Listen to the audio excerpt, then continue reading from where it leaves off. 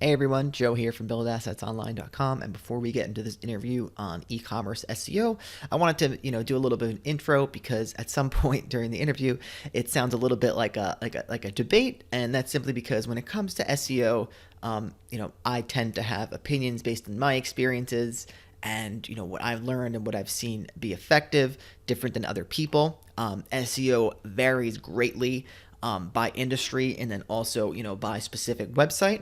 So I just want to make it clear that we're not having like an angry debate or anything. It's all friendly, it's all good, and we're kind of just exploring the different ideas that we have. So I highly recommend that you watch it all the way through and absorb as much of it as you can and take what you think is valuable to your business and apply it.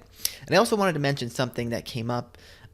Maggie mentioned that it wasn't okay to target branded keywords for SEO up until 2015.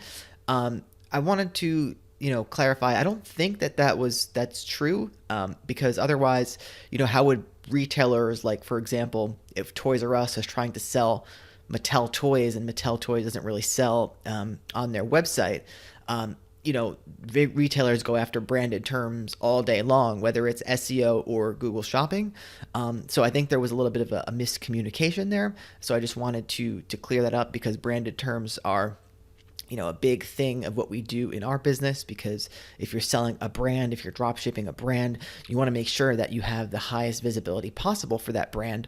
And if you're an authorized dealer, like we teach you, then yeah, the brand is going to have no problem with you advertising for their stuff, because it gets them exposure, and it's a win-win for everyone. So that said, guys, enjoy the interview. I encourage you to watch it all the way through, and good luck in all your endeavors. Hey everyone, Joe here from buildassetsonline.com. I am here with Maggie from rockpapercopy.com, and we're going to be talking about SEO, one of my favorite topics, search engine optimization, if you don't know what that is. And I'll let Maggie introduce herself, but one of the reasons why we wanted to have her on is because, her specialty, what she likes to focus on, is e-commerce SEO, for Shopify and other platforms. So I'll let Maggie do her own introduction. So take it away. Hi everyone, this is Maggie from Rock Paper Copy, and I am passionate about SEO, and I do love working with Shopify. I do love working with WordPress platforms, but I definitely do specialize in working with online merchants. I've been running two online businesses before starting Rock Paper Copy, so I used to sell online, and I do love how you can use the right words in order to convert visitors into paying customers, and also how you can find the right keywords to drive the most converting traffic from Google as well. Yeah, for sure. So we're going to focus this interview on the type of e-commerce businesses we run, and we're going to get into the specifics here. As our viewers know, we love doing high ticket dropshipping because it allows you to easily do paid traffic. Because you can spend $100 on clicks, and then if you get one sale, you can make that back many more times over.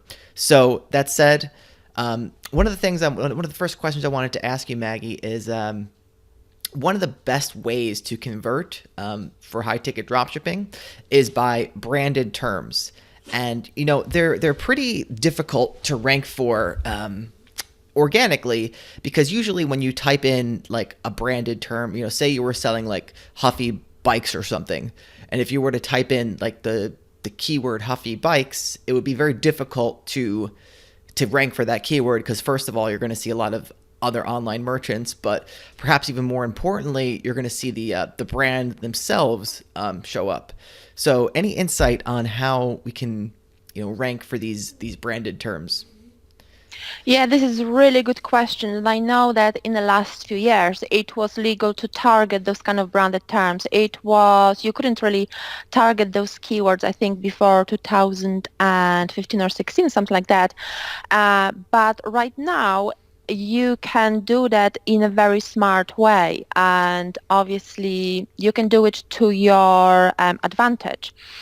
And what you can do, you can actually do a keyword research that is a little bit more in depth and find what other corresponding keywords people use, so you don't really target these major keywords that those major brands that obviously have got more authority than your brand.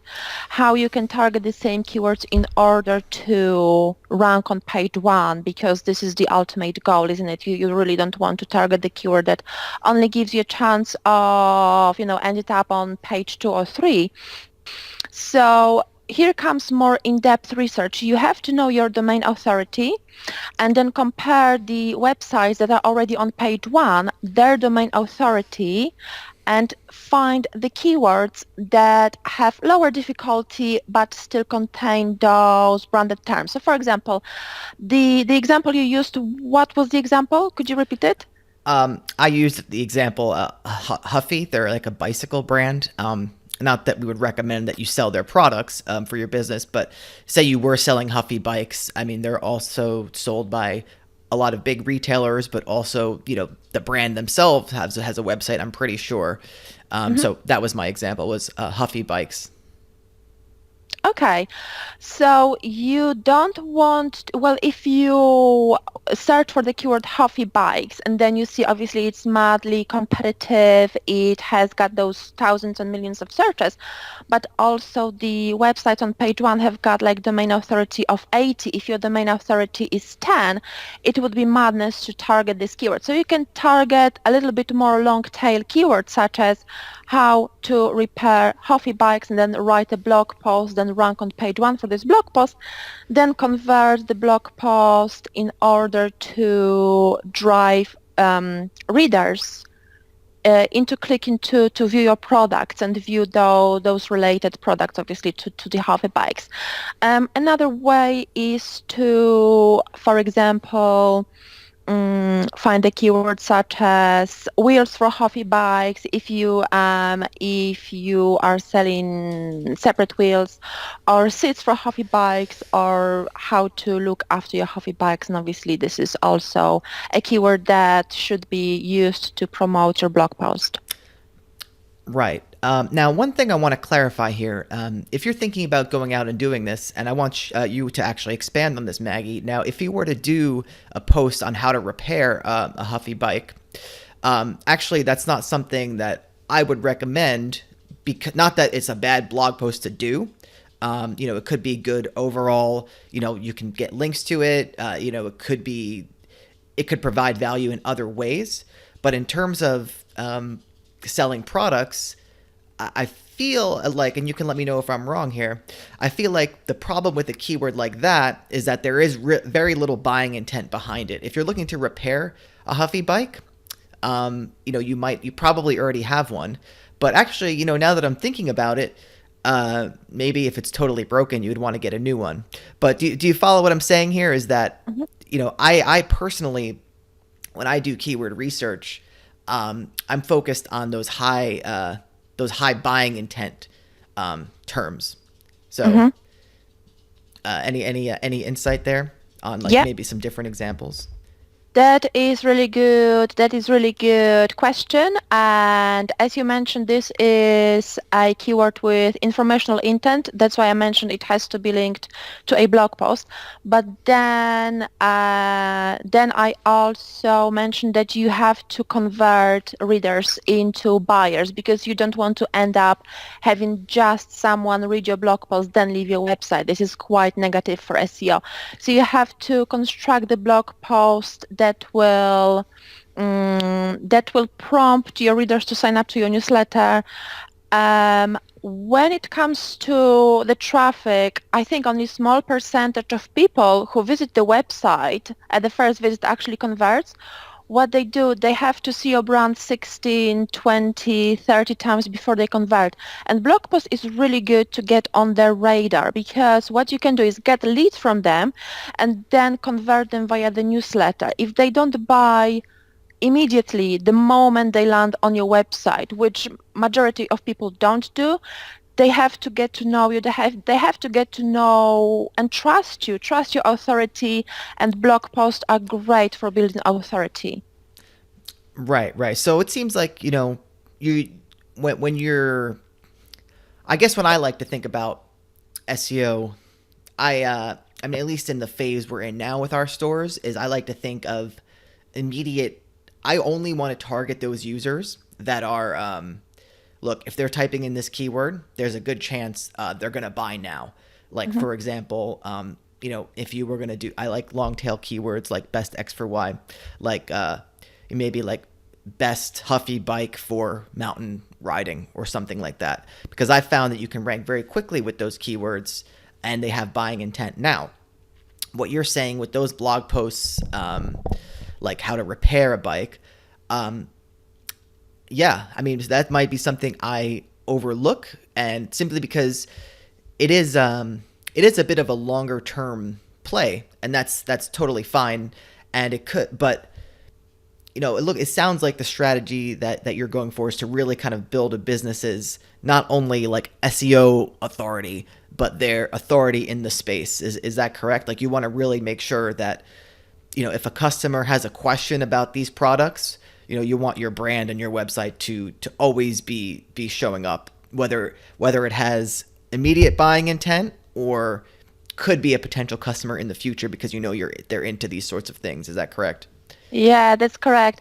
And I also would love to add on the example that you mentioned, those best, what was the example, best Huffy bikes? I I don't think this keyword has got a buyer intent. I think it has informational intent. So I don't think you should be ranking or you should be targeting the product with this keyword, but more likely target the guide, like a buying guide with this kind of keyword. Right. Well, let's clarify for the audience here. When I say buying intent, I'm not necessarily thinking of. I know what you mean. You're saying that uh, Oh, you mean someone. like a different keyword? Yeah. No. You're saying it's not a buying keyword. It's an informational keyword, and I know what you're saying, because this is the thing about SEO, is that the jargon can get very very confusing, and it was if you're not in it for years, it can get kind of jumbled in your head. So you're saying that, of course, you're not going to rank a product for like a best guide, correct? Yeah, definitely. Because it is an informational keyword. But what I'm saying is that, and I think you'll agree with me, that a best guide, in terms of the person sitting there typing it in, has more buying intent for that person, because in the sales cycle, they're looking for the best bike. They want to buy a bike versus how to repair. Does that do? Absolutely. Yeah. Yeah. Yeah, I have to agree. I have to agree. So yes, although the buyer is not going to buy immediately, when they click onto your website, as they type how to, sorry, the best hyperbikes, yes, they are much more likely to convert than where they, looking to repair. Perhaps my example wasn't the best, but I wanted to drive the attention of the listeners into finding the keyword that is a little bit more complex than just hyperbikes. But Right. obviously, yeah, keeping in mind the buyer intent is definitely important. Although driving traffic to the blog and then turning readers into leads is also a strategy, although it's more long term. Yeah. No, I know that. You probably know that, but as someone who, you've been doing SEO for a long time, right? Like 10 years, Yeah, something like 12 that. years. Yeah, 12 years. Yeah. Yeah. So as someone who's maybe only been doing it for like 3 or 4, Yeah. I Okay. remember back in those days when I first started, where I didn't fully understand the whole picture of buying, like how the value of different keywords and something like that, and the order which I would target them. Because I think the longer you've been doing it, you kind of it might become like so natural to you that you might start to forget, like, oh, someone's hearing this for the first time. They might not understand fully. And because I clearly remember when I was just a total beginner, and it's very confusing. I took a lot of SEO courses, and there was just so much stuff that I took out of context or I didn't fully understand. I'm sure you can you can appreciate that.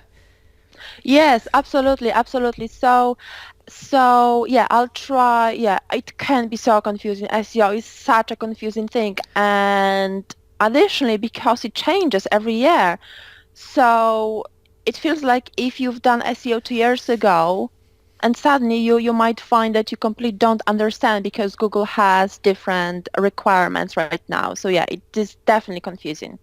Yeah, yeah. And I wanted to tie it back to something you said earlier and ask you a question about that. When you said domain authority, what are your favorite tools for checking this stuff nowadays? I mean, I know my preferred tool is Ahrefs, but are you using, multiple tools, one tool, kind of comparing against each other? What's your Sorry, my dog is trying to say hi here. I can see your dog.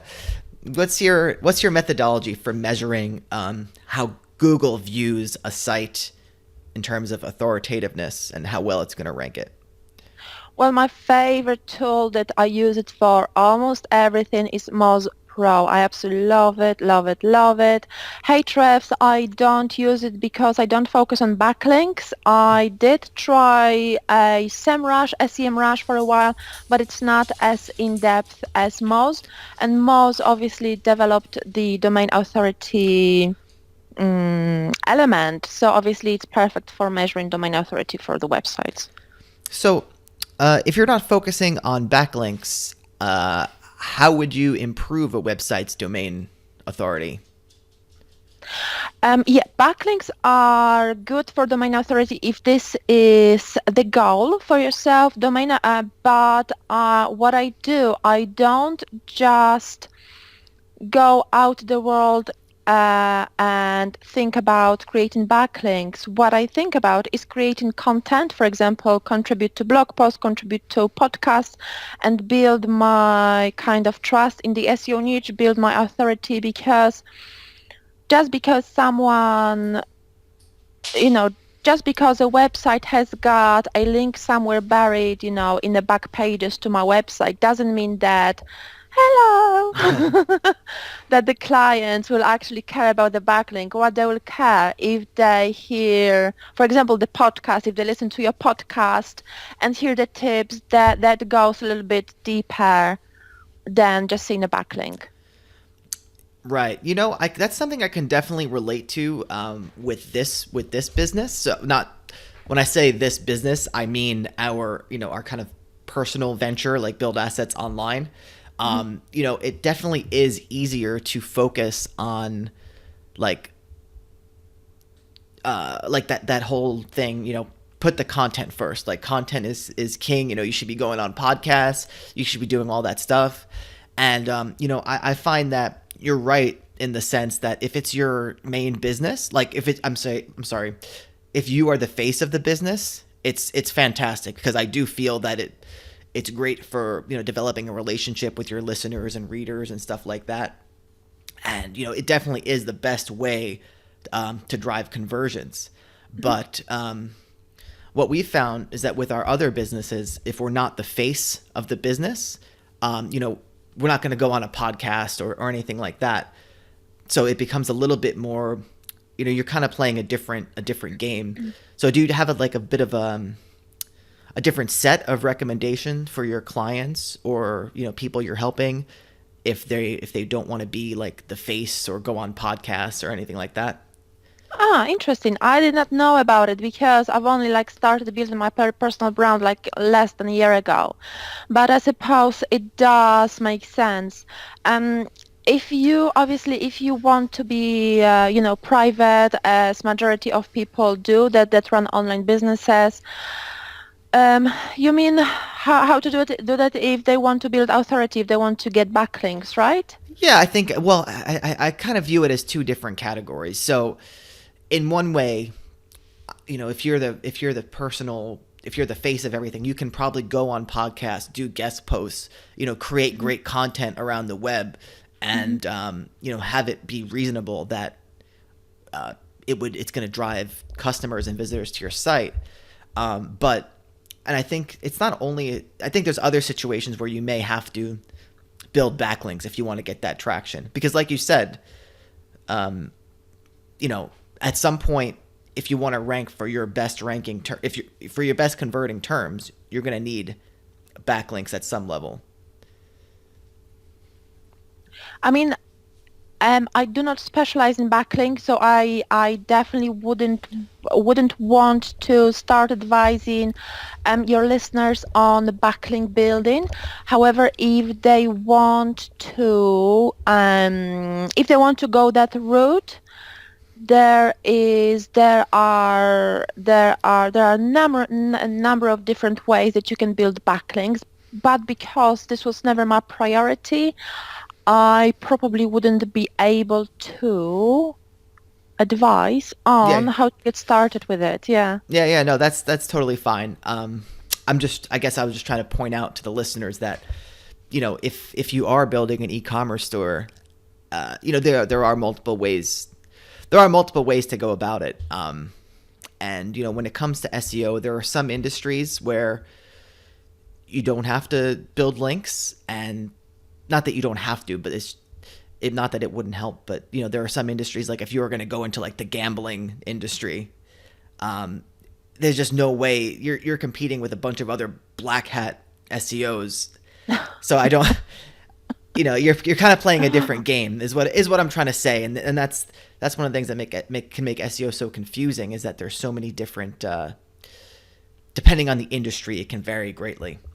Oh God, yeah, yeah. And if you try black hat SEO, you might find that it actually still works, but it works on very, very short time, because you will get banned eventually. But it still works. Yeah.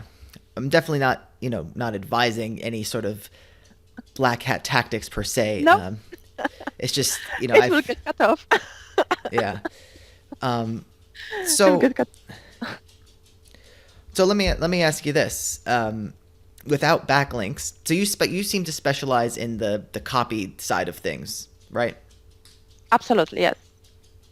So without backlinks, say I had a product page, and it was that Huffy bike product page, and it was a specific model.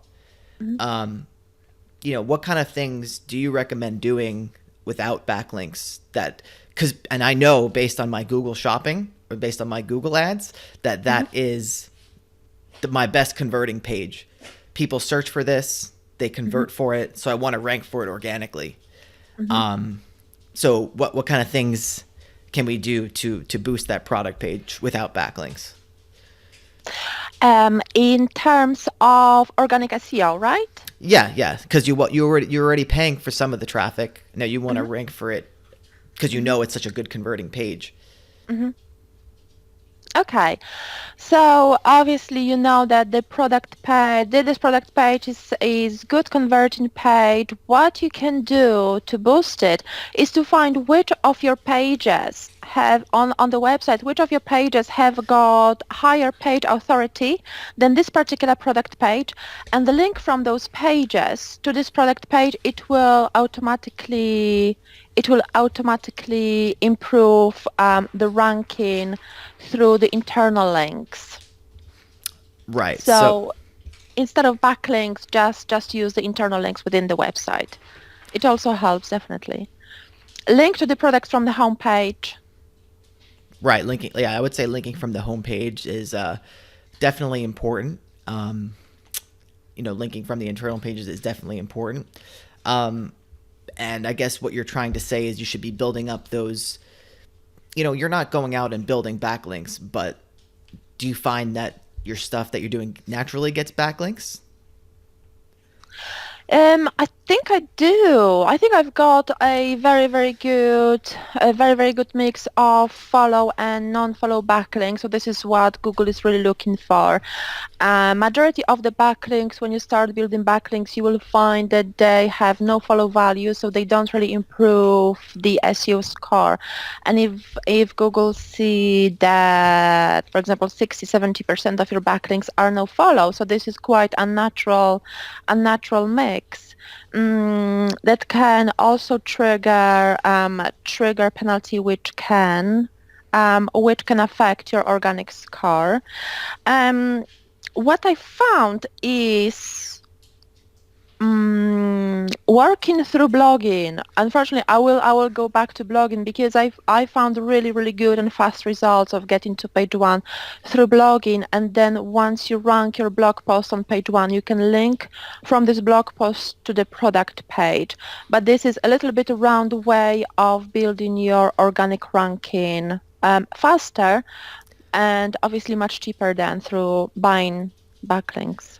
Let me ask you another question, and this is just a theory that I have. I've never heard another SEO um, confirm or deny this, but this is definitely a theory that I believe in.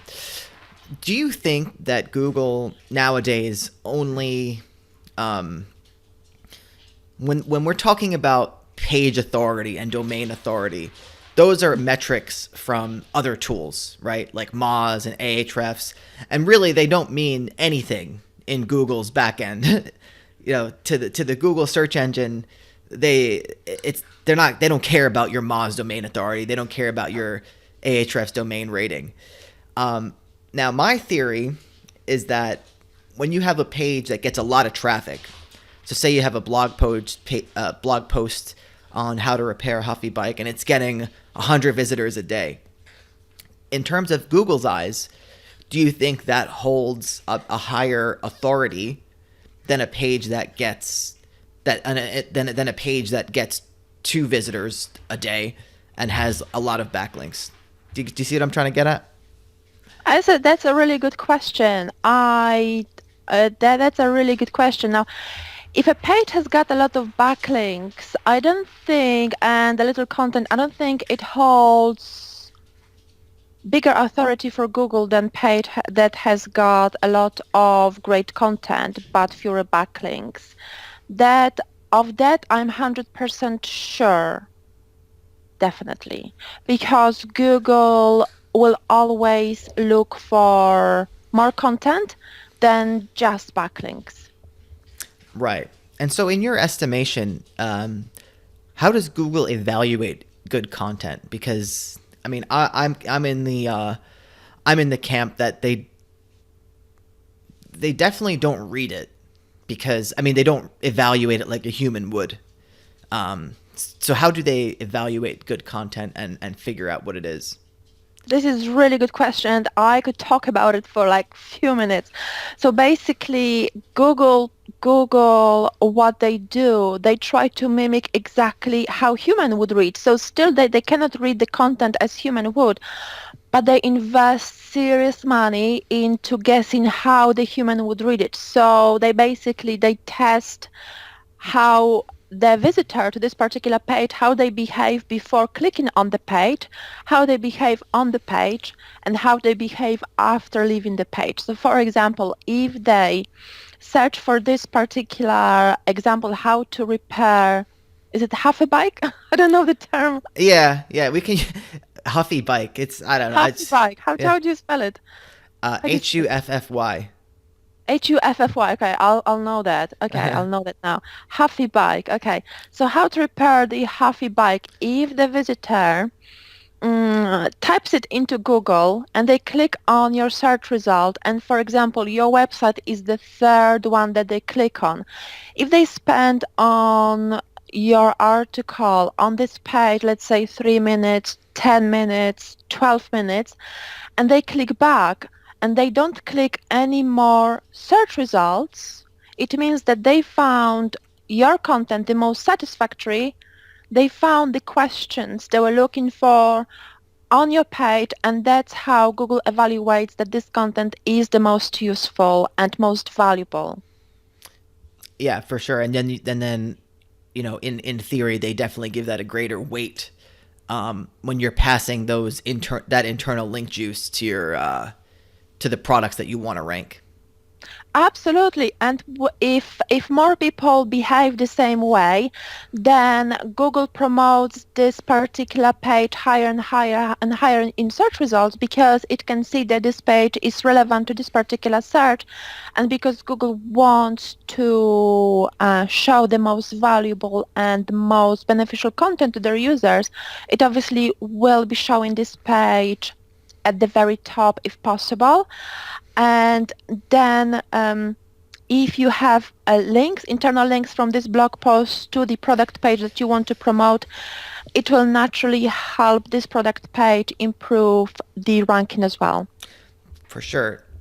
Do you find that, I mean, the more internal links and links aside, do you believe that if, say, you have 10 pages that are long tail pages that you go after, informational keywords that you go after, and they start to rank well, do you think that Google kind of does like a snowball type effect when it sees that you have some valuable content that people like, and then they'll start testing out other content on your site as well, to rank higher, if you get what I'm saying?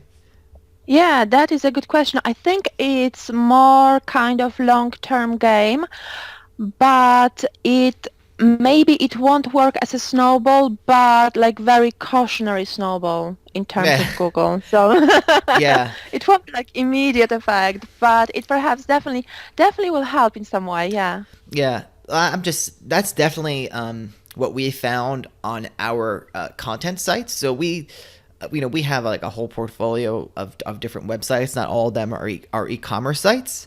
And on our content sites, we found that the more content we push out and the faster we push it out, as long as we're targeting those keywords that we can actually rank for, it's going to start to rank us for higher search volume keywords, higher value keywords, whether it's with that same page or with different pages on the site. I mean, that's just what we've found. I mean, when it comes to SEO, it's kind of, we are talking a lot of, it's educated guessing, right? Yeah, I know that there is a group of SEO bloggers. I think they've got a YouTube channel. Is it Income School or something like that? Yes, Skip yes, they do. No, she just threw up. That's all right. Yeah. Okay, I think I know the art. Yeah, it's always an alert, isn't Yeah. it, when you see an art on a dog? Yeah. Yeah, so basically, oh God, I know I used to listen to them, so I know they had eaten it. You don't have to Uh, clean it. oh, I gotta. This is a problem. All right, keep going. You sure you don't want to take a break? I'm okay. Uh, no, it's all right. She's stopped now, so we'll keep going. Okay, that's fine. So basically, income school. I don't remember the exact details as they were quoting, but yeah, they said they produce a lot of blog posts, almost one a day, and then they target those kind of low quality keywords and slowly start ranking for those high target keywords. Or is it high volume keywords? Is it Yeah, how it worked for you? yeah, for sure. They're one of the people that we've, kind of built our whole theory around. Not only them, but between a combination of them, John Dykstra from fatstacksblog.com, along with some of the, Kyle Roof, who does a lot of more on page type stuff. Really focuses on the mathematical aspects of the on page. Mm-hmm. So yeah, I mean, we're just trying to put all those pieces together. I mean, that's all with SEO. I think it can be good. It's, you can either have a lot of tricks, or you can have one trick and really master it. Mm-hmm. So, it seems like your main thing is focusing on the copy, and that's a tried and true method. I mean, that's kind of what people like. Neil Patel, like Brian Dean, they put a lot of effort on the articles themselves, if that makes sense, than thinking about, you know, they let the backlinks and the keyword or the backlinks and all that stuff come naturally. Yes, absolutely. And the thing is that Google goes towards this direction. So with every update, they kind of let us know that they value the content much more than they value produced results. And I might be very bold with my prediction right now, but I think backlinks will lose their natural value within the next 2 to 5 years. And I think Google will completely strip the backlinks from the values that they produce right now. Yeah, yeah. I mean, I've that's definitely something I've heard before. I mean, I have no idea. um, but yeah, it's definitely they definitely are going in that direction, right? Where they're Yeah. focusing on the what the user is actually doing, whether they're clicking, pogo sticking, going back, like you said before. Um, so yeah, cool. Um, okay. I don't have any more questions here on my end. Do you have anything else to add or anything like that? No, it was yeah, I really enjoyed the conversation. I really loved hearing your point of view, and obviously you've got different experience when it comes to SEO, and obviously you produce different results, but you also have different goals. So this was really great to exchange points of view. Yeah, for sure. I definitely, and for the listeners out there, if you're trying to learn SEO, I think you really got to go out there and take every single thing you hear as cumulative knowledge, because there's not like one thing that's gonna be like, oh yeah, like this works really well, and you have to really just, the only way to do it and to learn it well is to kind of do it, if that makes sense, and learn as much as you can and kind of test it out for yourself and figure it out that way. Otherwise, I don't know. It's hard to absorb it all just by learning. I mean, just by listening. But if you don't want to do SEO, as I understand, you actually provide some SEO services. So before we sign off, you can tell people about that. Absolutely. So I just started the SEO monitor package. So this is a monthly package, which is only $300 per month, and I produce really good results. Only today I found that one of my clients who has been with me for about 5 weeks, I managed to create 200% increase in revenue week on week. So these are really great results, and at the moment it's $300, but because of the results I create, I definitely consider putting it a little bit higher in the next few months, because the results are really, really fantastic when it comes to organic SEO and improving revenue and improving organic ranking. So this is SEO Monitor on my website. Okay. So is there rockpapercopy.com, right? And they just get there right from the homepage. Yes, it's a rockpapercopy.com, and it's at the top menu under SEO. It's SEO Monitor. Okay. Thank you very much for being on, Maggie, and for all the listeners, we'll see you in the next episode. Thank you so much. Thank Bye. you.